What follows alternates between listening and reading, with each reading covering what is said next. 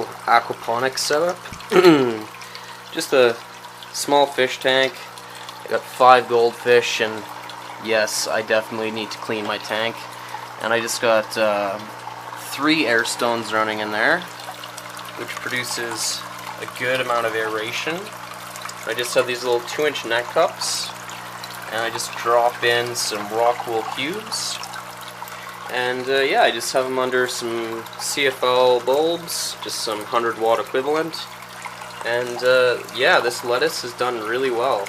And I've even transplanted it into this tote, or into this container, with some smaller lettuce seedlings as well. So pretty soon I'm going to start hardening this off, and this will be growing outside. So you can definitely, this is a great way to start your lettuce, and then it transplants really well the rock wool cubes into a soil environment. That's the thing with aquaponics, hydroponics.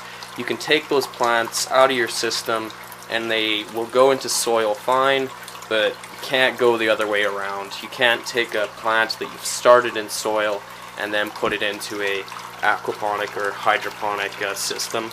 Just doesn't work. But these little seedlings here, I threw those seeds in the cube just right in here a few days back on Wednesday. So what is that? So about 4 days, and they're already popping up.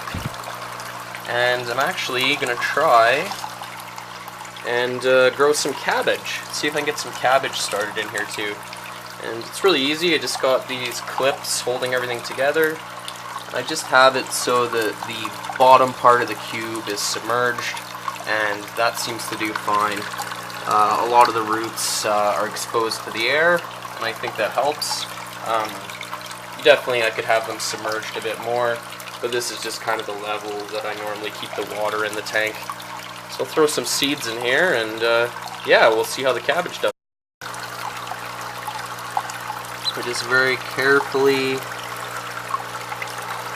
place the seed into the hole there, and drops right in. I think I'll sow a couple in each cube there.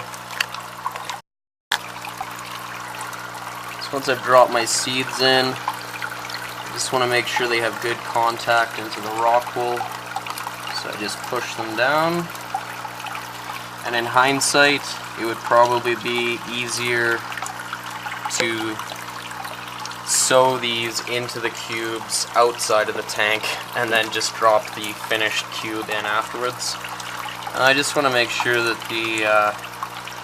the cube is nicely saturated, and this way I can top up the water in my tank a little bit too. So yeah, aquaponic systems can be very large and complex, or you can do like me, just have a little fish tank, and you can still produce some food from it with just a handful of fish. 25-cent goldfish from Walmart. Feeding time for those guys too. So yeah, try it yourself. Take care, everyone. Bye. So just a quick update on my worm bin.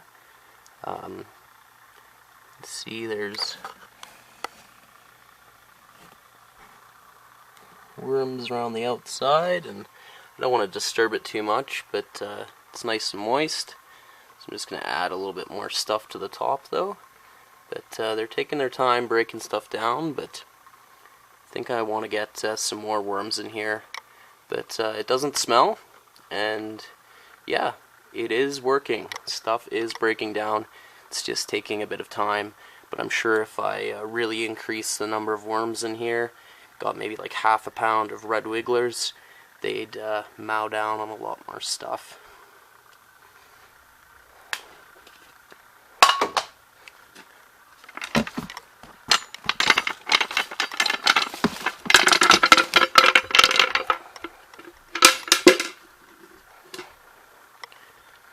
Just some more coffee grounds and filters, and that should give them some more food to munch on for a while.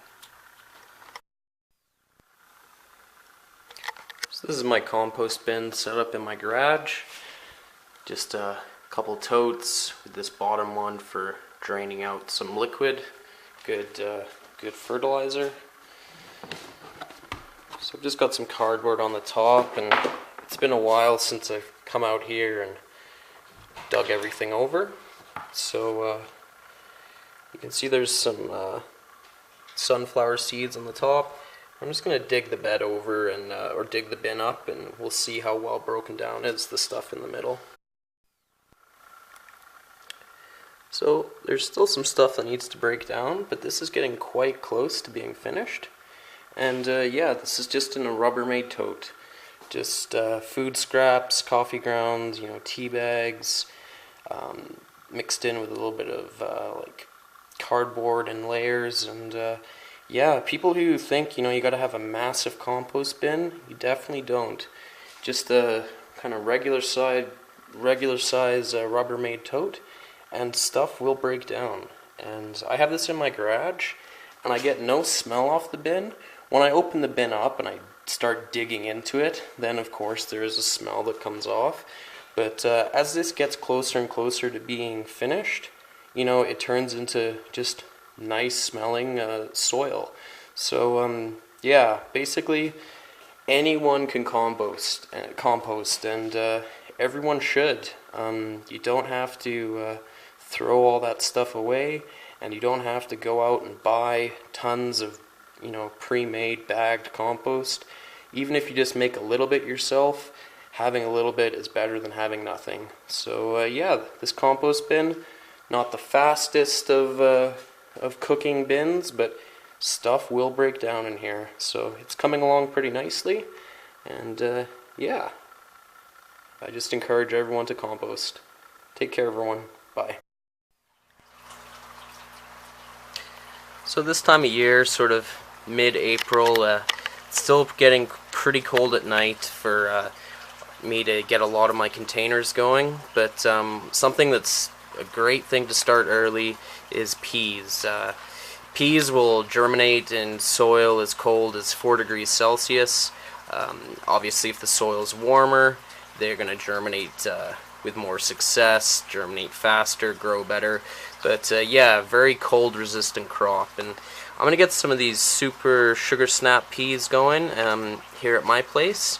I just like them. They're great for snacking because you just pick the pod, you eat the whole thing, get them when they're nice and tender. So yeah, these can grow up to 6 feet tall on a trellis. So if they do well, but yeah, I'm thinking just in this trough here. It's probably about 8 inches of soil, 10-inch kind of trough, and I'm just gonna plant some, probably just one row in the center there. I think that'll be good. And yeah, it's you want to get your peas a lot, have them close together. You want to kind of aim for one plant every 1 to 3 inches. In this container, I'm gonna cram in quite a lot, and if I have to, I can always thin it out. But yeah, I want to have lots of plants in this container, and hopefully I get some good peas. So I'm gonna go ahead and sow them, and I think I'm gonna leave this planter inside in my grow room until they start to prop up, and then I'll start taking this out and hardening it off with a few of my tomato plants that I've been hardening off on days just in the afternoon when it's you want to get your tomatoes outside when it's at least kind of 15 degrees Celsius. Anything colder than that, and they don't do too well. But these peas, I could definitely get them out early in the morning, even when it's still chilly, and just bring the container in at night, or just cover it up, put some plastic or a blanket over this container, and they should do well. But yeah, so I'll go ahead and I'll put a little trench in, and then we'll get some peas in this container. So there's my little row of peas, spaced pretty close together. I could probably have staggered them, kind of, one here, one there kind of thing. I could have done that, but yeah, I just threw them in like this in a line, about 1 inch deep. So we'll just cover them up,